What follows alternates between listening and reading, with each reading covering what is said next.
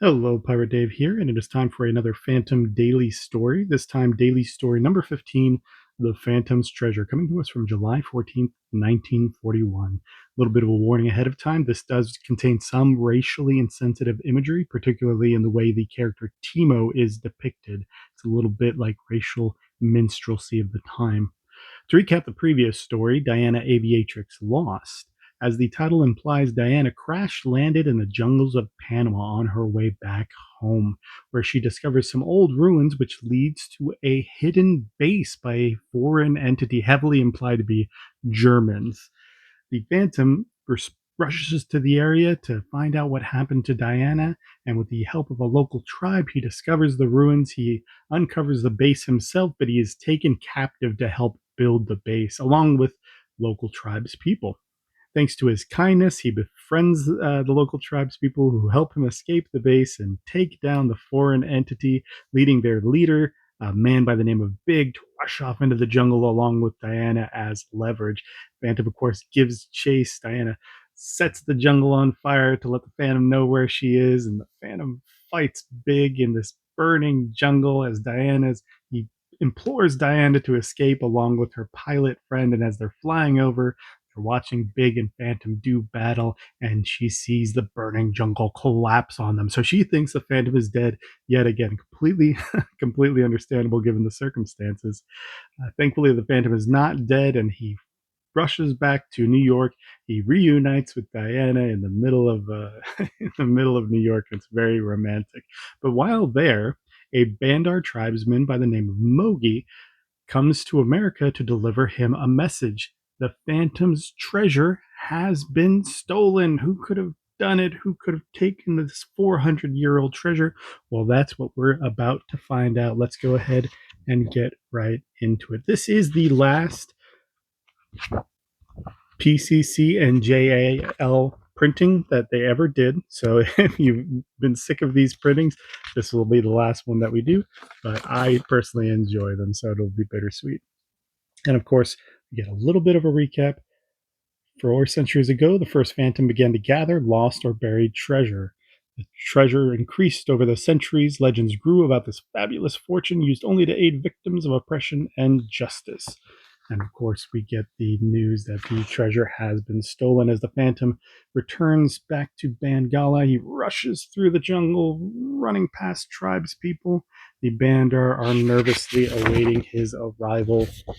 And as he arrives, he sees that the treasure is gone. He goes to Guran, and Guran is immediately ashamed of Bandar. Uh, but the Phantom is, hey, the men of Bandar are my friends. Stand up, Guran.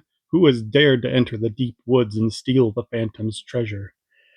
Guran explains that while the Bandar were on a yearly pilgrimage away from the Skull Cave, the guards left there were killed and the treasure was stolen. The Phantom, putting two and two together, both with somebody who must have known of the treasure's existence and when to steal it, resolves that it must have been a Bandar that's involved. That's weird. Have any of them been missing from the deep woods for the last few months? Yes, one. Timo, my son, the son of Guran. Timo, you haven't heard about this. Grant tells the story of his son. Apparently he's a no good Bandar tribesman. He steals and he commits crimes, but Grant is soft on him. And the Phantom mentions, you didn't tell me about him, but Grant says, I keep my troubles to myself. Completely understandable, right? We actually flash back 2 months previous and we see Timo here. Timo is watching this group of beachcombers, this group of downtrodden men. He really wants to be a part of them. I guess tribal life just isn't the life that Timo wants. He wants the life of a roughneck, and so he's trying to ingratiate himself with these three men, but they're having none of it. They're not interested in this little pygmy Bandar. Meanwhile, these beachcombers decide they're going to go get a drink, but the local bar, including the barmaid Rita, doesn't want to have anything to do with them. The boss doesn't want the tramps in here. Beat it. I said get out. Bouncers go to town on the beachcombers, but Timo actually jumps in to help them out.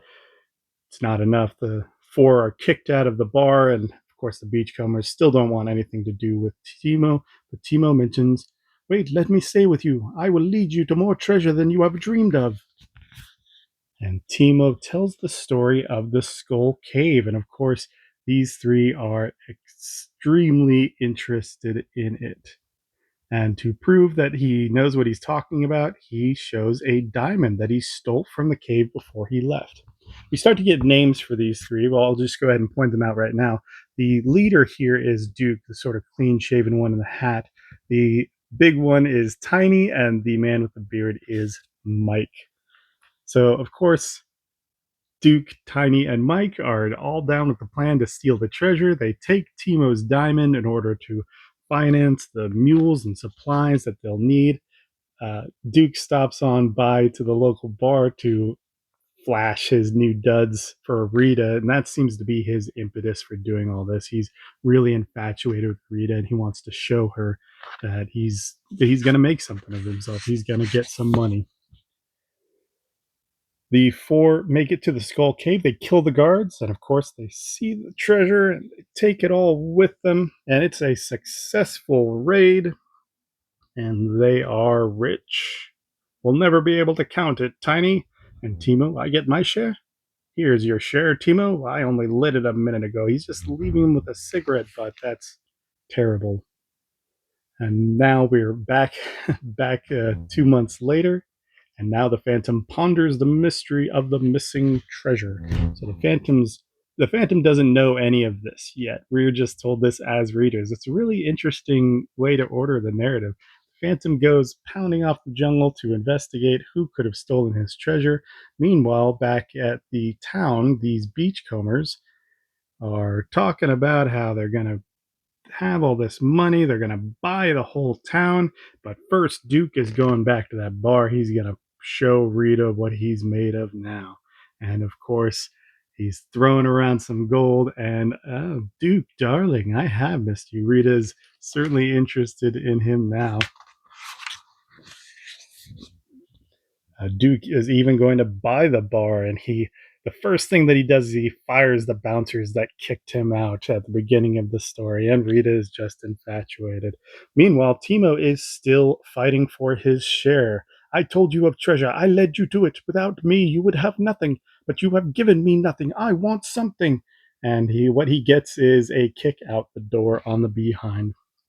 The Phantom decides he's going to go into town to look for some clues. Meanwhile, Duke is at the bank getting the old coins from the Phantom's treasure appraised. At the same time, look at that. The Phantom and Duke unknowingly rub shoulders. The Phantom inquires at the bank if anybody's turned in some old coins, and sure enough, the banker lets him know, yeah, actually, we just gotten some coins just recently. And so he shows one of the coins, 400 years old. Interesting. Oh, yeah, it's very interesting. And of course, the Phantom's wondering where they come from. And he's like, oh, hey, as a fellow collector, I'd like to meet him. The banker, I don't see why not. I'll give you his name. Not the way to do business, Mr. Banker. I would imagine you would normally want to keep your clients' interests hidden, but it was a different time, perhaps. Meanwhile, Duke is showing off his brand new mansion to Rita, and Timo is still tenaciously trying to get his share from Duke, and he's got his Bandar bow and arrow now. But sure enough, Duke has some backup, he has some security, and Timo gets thrown out on his behind. Now Timo threatens, Timo, tell Phantom you steal treasure. Phantom, kill everybody. And of course, uh, neither Duke nor his men really know what to do with that. They don't exactly believe in the Phantom. And of course, Timo says, I will find Phantom when he hears. His wrath will be terrible. He will destroy them like flies. What am I thinking? If the Phantom learns Timo helped steal the treasure, he will destroy me. He will destroy all of Bandar. So Timo can't really do anything about it, because if he tells the Phantom the truth, he's going to get killed, or at least he believes he will as well. Meanwhile, the beachcombers are talking amongst themselves about who this Phantom character is and if they really have anything to worry about.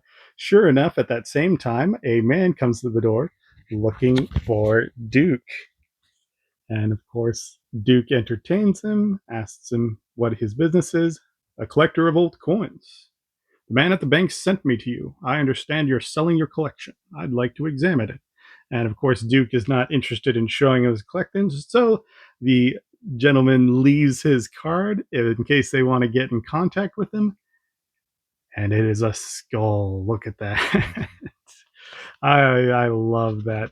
I love that iconography whenever the fandom plays around with it. A death's head, the skull of the Phantom.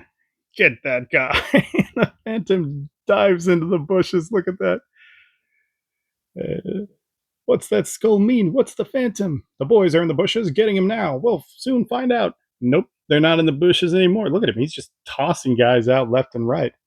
Out cold, death's head on their jaws. And so Duke just fires into the bushes, but he's gone, left his clothes. Meanwhile, Rita hears all the shooting, and little does she know, a man is climbing up into her window. But of course, she soon discovers that he is climbing into her room. Teddy has a great line here. But why did he leave his clothes? There's something queer about all this. That certainly is really crazy, right? You're chasing this guy, and all of a sudden, like as far as you know, he's nude. You don't you don't know what he looks like underneath his clothes. Rita and the Phantom have a little bit of a chat. Rita's not really afraid of him. She's pretty fearless in the face of this sort of odd looking guy. And meanwhile, Tiny is kind of losing it. He's extremely scared of this Phantom guy. And he says right here, you don't think he turned into smoke or something and just left these duds behind? And already, just amongst themselves, they're creating this their own mythology for what the Phantom is capable of. The Phantom and Rita have a little bit of a chat. The Phantom notices the necklace around Rita and lets her know that I always liked it. It was made for a Chinese emperor almost 2,000 years ago. It was stolen from me. And Rita immediately shows regret. She didn't know that it was stolen. She lets him know who Duke is, that he's a beachcomber. Meanwhile, Duke and Mike and Tiny are still trying to figure out where the Phantom has gone exactly. So they resolve that the only place they haven't looked is Rita's room. Rita, again, is extremely remorseful that apparently Duke and the Beachcombers are thieves, so she decides she's going to help out the Phantom, but she can't keep Duke out forever, and she hides the Phantom in the closet. Duke breaks down the door. What's the idea of crashing in here? Where is he? Where's who? You were talking to somebody in this room. You're hearing things. We searched every room.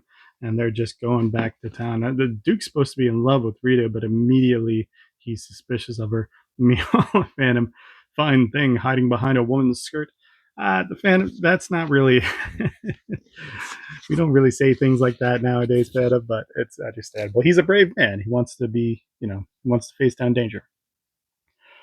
Duke decides that the Phantom must be hiding in the closet. Rita doesn't want to open it for him, and he just unloads bullets into the closet. How is the Phantom going to give out?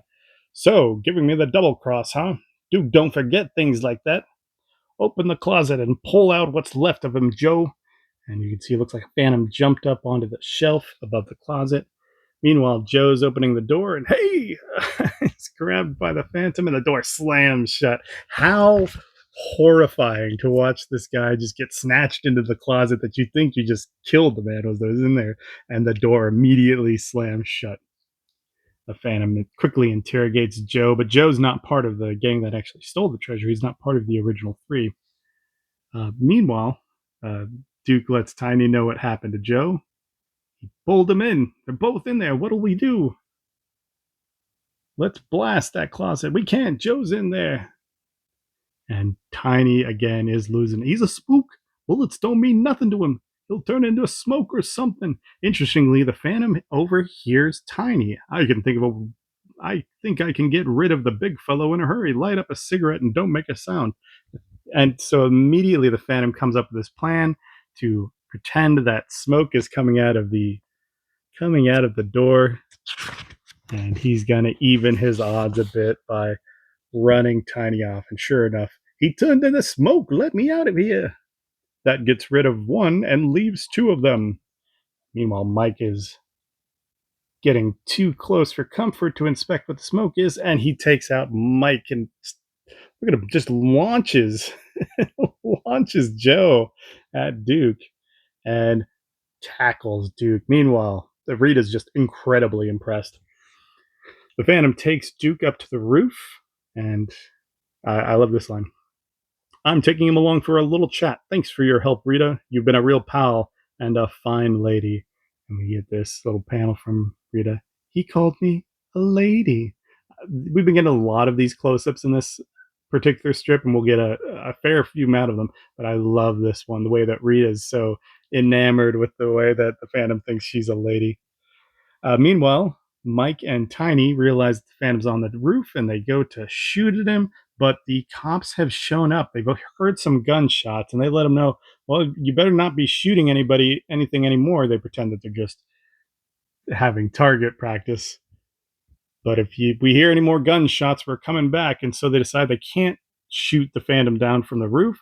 And they decide they'll get Timo because Timo has the poisoned arrows. Meanwhile, the Phantom is interrogating Duke up on the roof. Mike finds Timo at the beach. Mike convinces Timo that they want to give him his share after all, but they have to make sure somebody is out of the way first. So they get him to come back to the estate and climb up this tree and shoot the man on the roof that has Duke. And sure enough, Timo shoots that man. Immediately, the Phantom pulls out the arrow. He, of course, recognizes it and goes toppling over. The poison of the Bandar are feared by the entire jungle. And that's when Timo realizes who it was exactly that he just hit with his arrow. He didn't know that he was shooting at the Phantom. And you can just see the look on Timo's face. He is in disbelief. I am Timo of the Bandar. What have I done? We don't need you anymore. Beat it. I am Timo of the Bandar. What have I done? He's just, like, Timo's just distraught over himself. It's incredible. It's surprising, really, isn't it?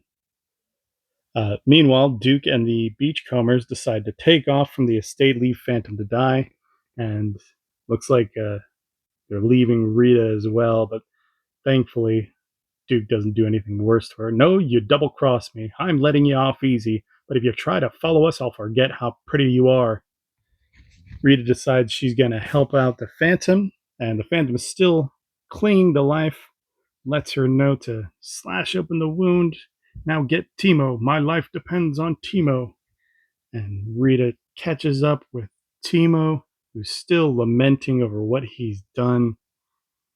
And Rita uses a little bit of Phantom trickery. If he is dead, he will return to find you. Nope, nope. Timo agrees to go back with Rita to the estate. The Phantom commands Timo to find the white bellflower. Find 3 in the jungle. And Timo runs off to find these bellflowers. And as he's running through the jungle, he lets passing tribes know that the Phantom is dying from Bandar poison, and the word gets out all over the jungle that the Phantom is dying.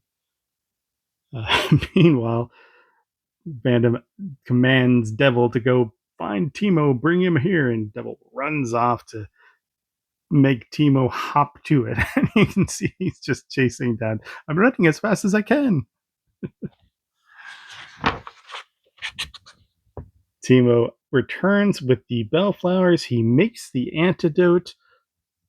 The Phantom drinks it and he wakes. He lives. He lives, the ghost who walks. Stay on guard. I must sleep. And the Phantom collapses. He's free of the poison, but he is too weak to really get up. Meanwhile, the Beachcombers calm down a little bit, realize they need to make sure that the Phantom is truly dead. So they're actually going to go back to the estate and they're going to shoot him in the head, as very bluntly as they put it. And sure enough, they make their way back and they find that Timo and Rita are standing guard, but they are not enough to hold off 3. They're outnumbered, they're outgunned, and Rita throws down her weapon. Sorry about that. Pages are getting stuck a little bit there. Tiny grabs Timo and launches him into a tree. Geez, look at that. And Devil attacks Duke, but Duke, oh no. Duke just knocks, oh, Tiny knocks out Devil. Oh, that's terrible. Blasted wolf took a chunk out of me. They got it. Tiny got him. Come on, let's get this over with and get out of here. But Rita tries her last desperate attempt to stop him from shooting the Phantom. And that's when the jungle drums start and the natives are marching out, thousands upon thousands of bare feet. My gosh, what is it? And they can hear the drums and the natives coming out of the jungle. Look at that, coming in force. The ghost who walks can never die, can never die. The ghost who walks can never die. The ghost who walks can never die.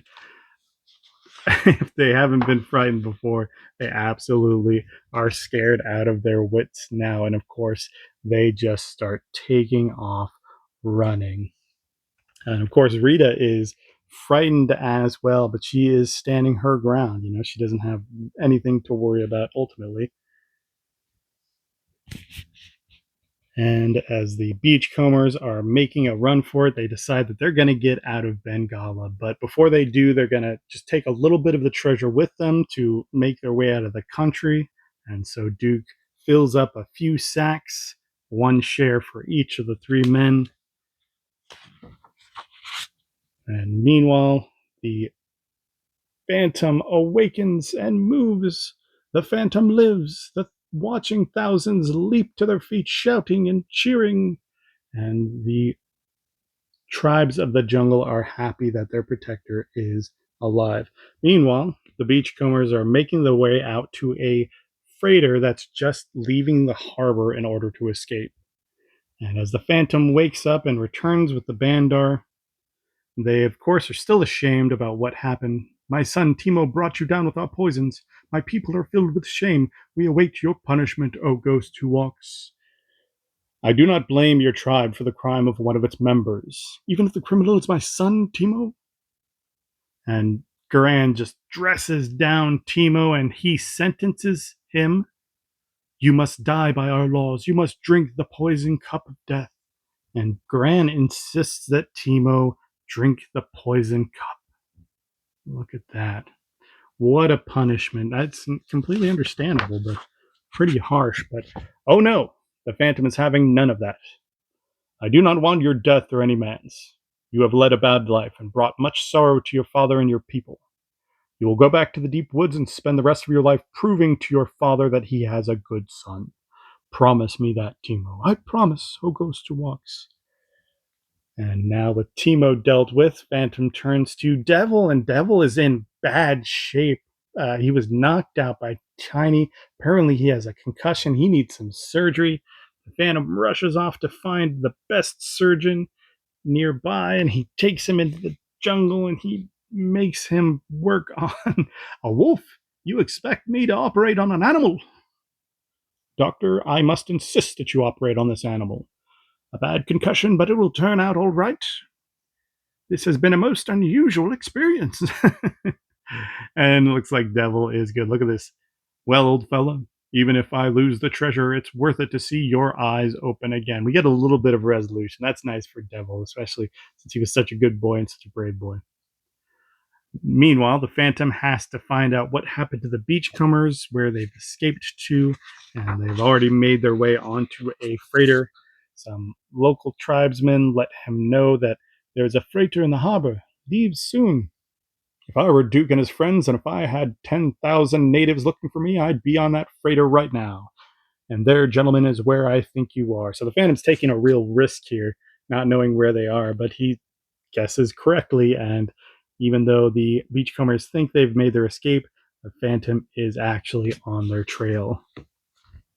And as they're trying to calm themselves down, you see the Phantom climbs up the side of the ship.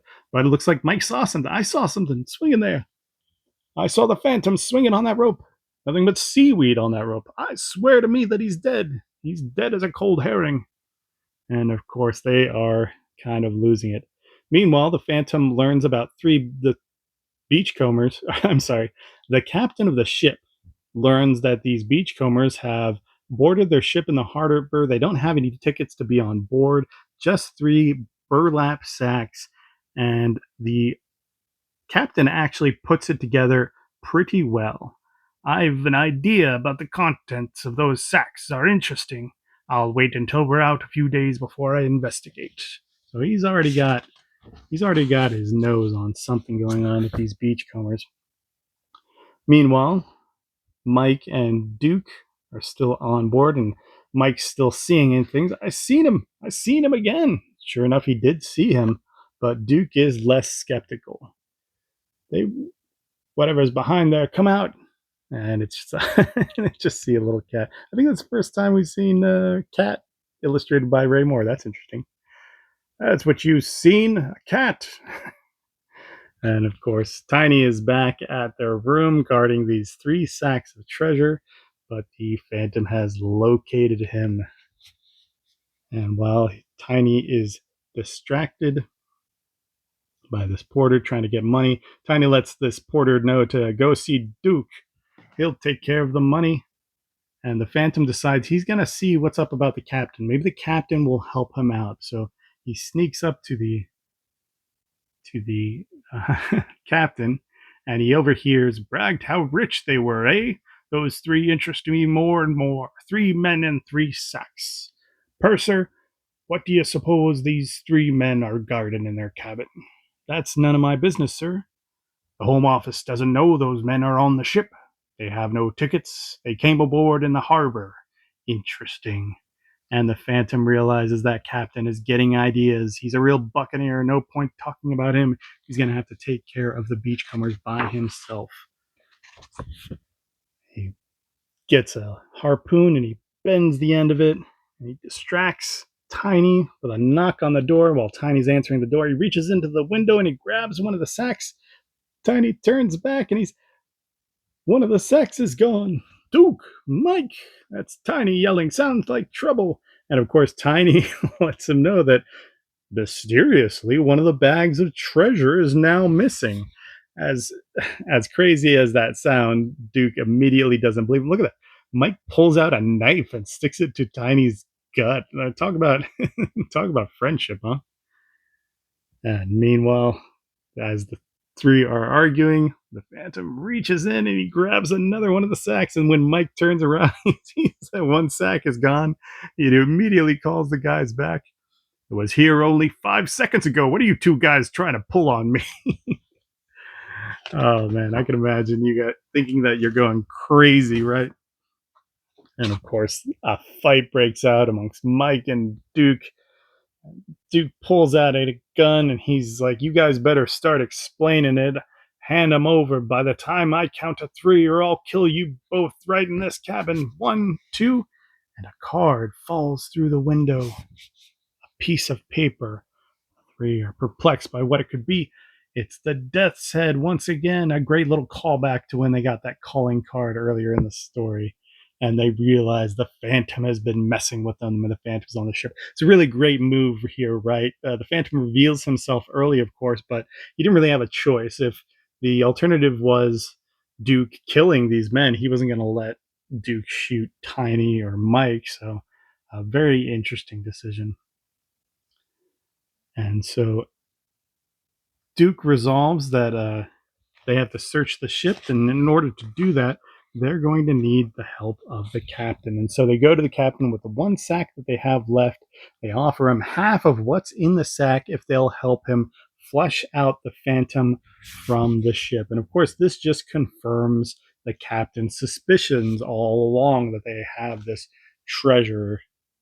And of course, Duke lets know about the other 2 sacks that are there, and of course, the captain surmises that all 3 sacks are filled with treasure. And you can just see the wheels turning in the captain's mind as he decides what he's gonna do, what he's gonna do with both the Phantom as well as these beachcombers. And sure enough, the Phantom is flushed out, spotted by Mike, and he climbs up to the crow's nest and he just starts shooting. He's just diving and dodging bullets and running. And he takes up this position and he's just blasting down. And if you're wondering why he's not shot on that position, uh, he's shooting him out of a machine gun. He shoots so fast and straight, you haven't got time. You haven't got time to take aim. A little bit unbelievable, but I mean, it's a dramatic situation. Captain calls for a ceasefire. He lets the Phantom know that he's come down if you'll leave the ship at once. Those 3 men are thieves. I'll come down if you hand them over to me. I can guarantee the captain has no problem with something like that. You can't make any deals with him, Captain. You agreed to kill him. I don't care about him as long as he leaves the 3 sacks. If we let you down, will you leave the ship at once? And so they agree to capture the 3 men for him, but the captain lets him know that it's just going to be a ruse. They're just tricking the Phantom into coming down. They've got to make it look real, right? So they're going to put up a little play fight and they're going to slap some shackles on him and get the Phantom to come on down. The Phantom, I don't trust that captain any farther than I can throw him, but I'll have to take the chance. While he's climbing down, watch your chance. Shoot him and don't miss. And he's got that sniper in position, but the Phantom just smoothly takes out the gun in his hand, as the Phantom is wont to do. And that fellow didn't hear my order to hold fire. He shot against order. You've got everything figured out, right? Here are your 3 prisoners. Take them and get off the ship. And so the Phantom says, I want to take those 3 sacks with me, Captain. What 3 sacks? I don't recollect any sacks. And he pulls off his hat. It's a signal to his crew to tackle the Phantom, gang up on him, and the Phantom fights back, but it's too much for him. The crew overpowers the Phantom, tosses him in the hold. Toss those 3 men in the forward hold. Hey, you double crossing? And the captain has turned his back on the beachcombers. Is it such a surprise, right? He seemed like such a trustworthy guy. It seemed like they were bonding. They had why would he betray them? And of course, he searches his ship. He finds the treasure and he gets it all for himself. Riches beyond measure, mine, all mine. And meanwhile, the captain has a plan to starve all of them to death and then later discover them in the official report as stowaways. And for the Phantom, he puts them in a separate hold with a bunch of rats. And as the rats are going to get hungrier and hungrier and bolder, and they're going to try to eat the Phantom. It's really, oh man, it's a really rough way to die. The Phantom does his best to escape his condition, but to no avail. He is locked up tight with some chains. How is he going to get out of this one? All mine. This will be my last voyage as a captain. From now on, I'll travel as a passenger and live like a gentleman. And look at that. Apparently, the crew. Mate, what's gotten into the native crew? What's all this whispering about? I don't know, Captain. They're all acting kind of queer. You see the natives that are crewing the vessel are all talking amongst themselves. What's going on among you boys? What's all this whispering about? Don't know, Captain. No, you wouldn't know. Get out of here.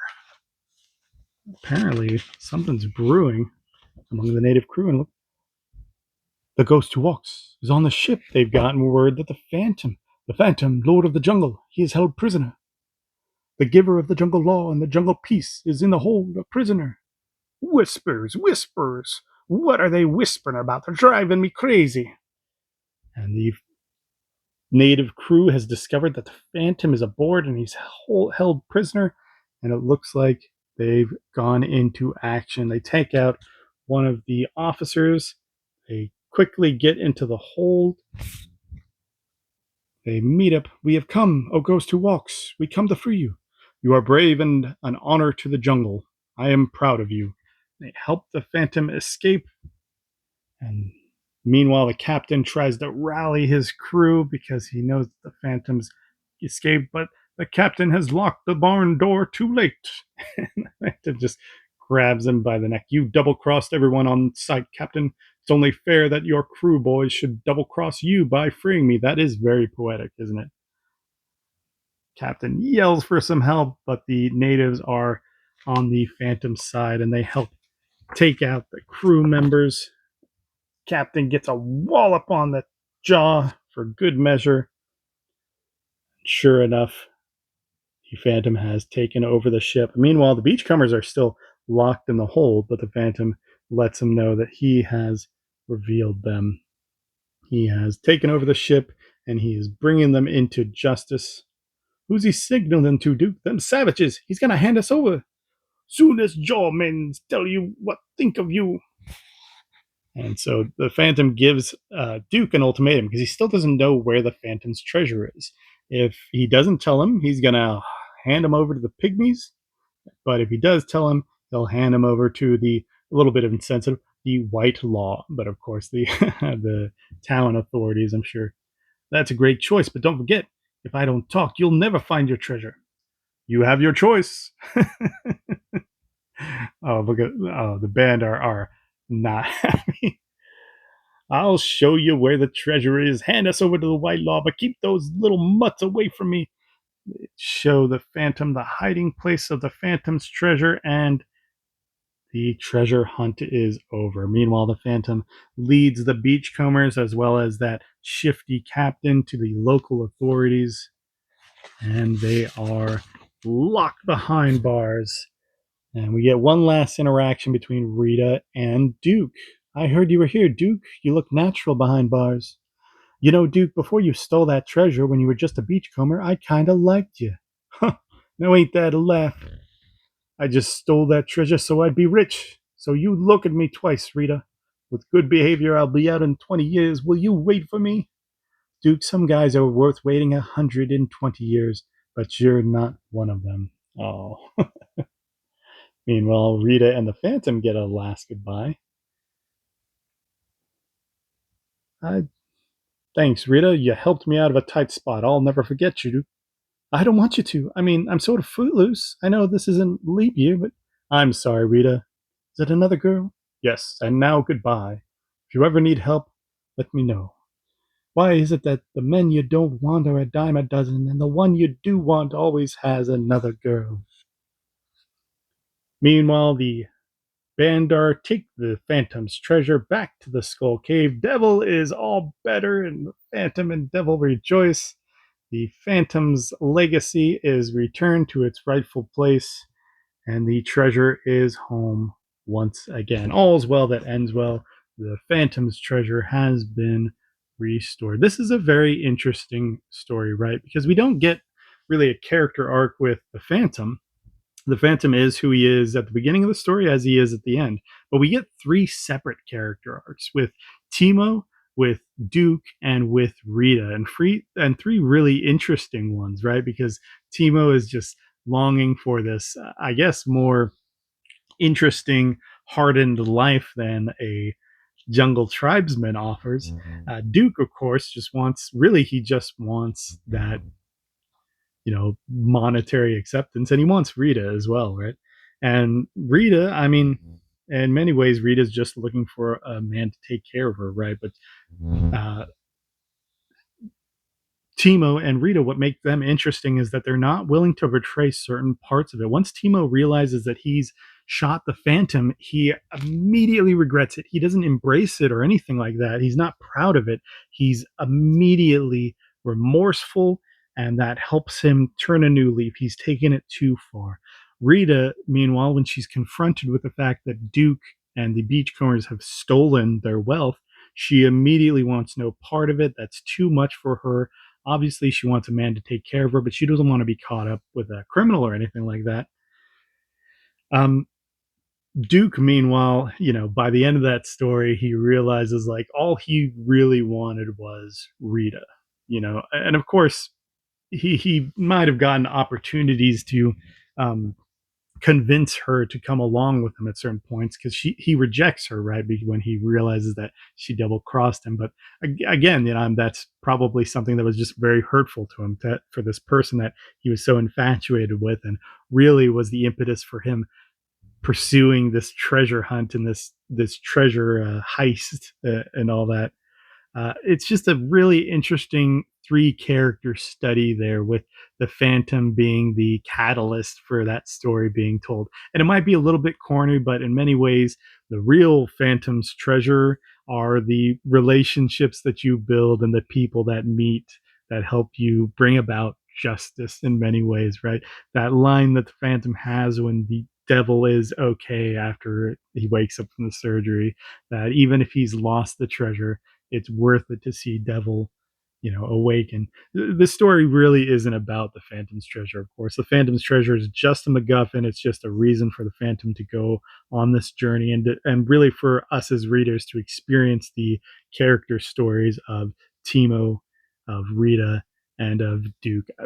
A super, I mean, one of the best written stories that Lee Falk has done, and very unexpectedly, right? And it's a very, very much a Phantom story that has to be told. You really have to have this jungle mythos, this jungle hero, and even though the Phantom's treasure is a MacGuffin, it is very important in that realm, right? I also love the captain at the end. I thought the most fascinating thing that the captain never realizes is that he betrays these all these men over 3 sacks of gold, when those men have an entire treasure trove that the captain isn't even aware of. The captain's willing to do what he's willing to do for only a tiny portion of what these despicable guys actually stole. I could, I could talk at length about all the little intricacies that make this story very interesting, but I think we'll leave it there. Very, very excellent one. I do think that it's probably second to Return of the Skyband. I think that Sala and the Skyband are just such exotic and interesting characters that I still place this a little above. And plus, you do have, again, that racial caricature with Timo that brings us down just a little bit. It really only appears in the first part of the story, I think, if you notice that, with especially with the lips and things like that. Later, as the story goes on, he is still kind of a stereotypical native design, but it's a little bit less, it's a little bit more considerately illustrated, we'll put it that way. Hopefully, you enjoyed The Phantom's Treasure. I believe the next story that we'll be tackling will be a Sunday story. It'll be Sunday story number 7, and I don't know exactly what it is offhand. So I guess it'll be a surprise to both of us next week. I hope that you'll join me again next week, and I will see you then. Bye.